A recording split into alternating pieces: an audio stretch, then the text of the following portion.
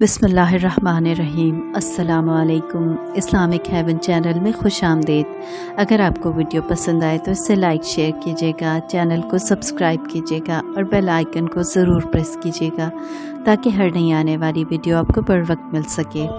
रात के आखिरी पहर खलकत नींद की वादियों में गुम थी।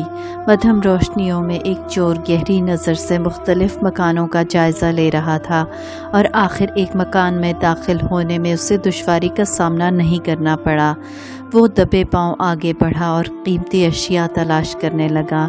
एक कमरे में दाखिल हुआ तो देखा एक खातून अपने मसल्ले पर आंखें बंद किए बैठी हैं। करीब ही 4 बच्चे गहरी नींद सोए हुए हैं। पूरे घर में उसे यही 5 मकीन नज़र आए। वो खुश था कि सामान ले जाने में उसे परेशानी नहीं होगी। वो कीमती अशिया जमा करने के बारे में सोचने लगा। इससे पहले कि वो किसी चीज़ को हाथ लगाता उसकी आंखों के सामने अंधेरा छा गया। वो अपनी आंखें मलने लगा। उसे कुछ नज़र नहीं आ रहा था। उसकी बीनाई जा चुकी थी। इसको यकीन हो गया कि ये खातून कोई बुज़ुर्ग हस्ती हैं। खौफ, डर और शर्मिंदगी के साथ वो रोने लगा और ख़ातून से इल्तिजा करने लगा कि मुझे माफ़ कर दें। इबादत में मसरूफ़ ख़ातून ने आवाज़ सुनकर आंखें खोल दीं और पूछने लगीं कि तुम कौन हो। चोर रोते हुए कहने लगा, मैं चोरी की नीयत से आया था। इससे पहले कि मैं कोई सामान चुराता मेरी बीनाई चली गई। मेरा दिल कहता है आप ही वो हस्ती हैं जो मुझे माफ़ कर दें तो मेरी बीनाई वापस आ जाएगी।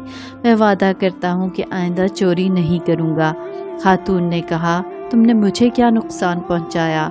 माफ़ी उनसे मांगो जिनका माल तुमने लूटा और उनकी बारगाह में दामन फैलाओ जिन्होंने तुम्हें अक्ल दी। फिर खातून ने दुआ के लिए हाथ उठाए, ए रब, ये तेरा ही बंदा है जो सीधी राह से भटक गया है। इसके गुनाहों से चश्म पोशी फरमाएं और आँखों के साथ इसके दिल की स्याही भी दूर फरमा दें। यकायक चोर को महसूस हुआ कि बिजली सी गूंदी और हर चीज़ रोशन हो गई। उसकी बीनाई वापस आ चुकी थी। वो शर्मिंदगी और तशक्कुर के एहसास के साथ चुपचाप वापस पलट गया।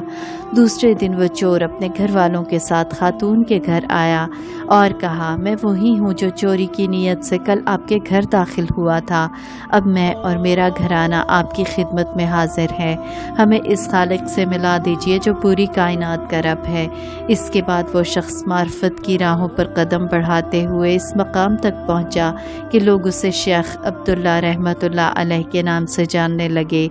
इन खातून का नाम हज़रत बीबी कुरसम खातून रहमतुल्लाह था। आप सिलसिला चिश्तिया के मशहूर सूफ़ी बुज़ुर्ग हज़रत बाबा फ़रीदुद्दीन मसूद गंज शक्कर की वालदा थीं।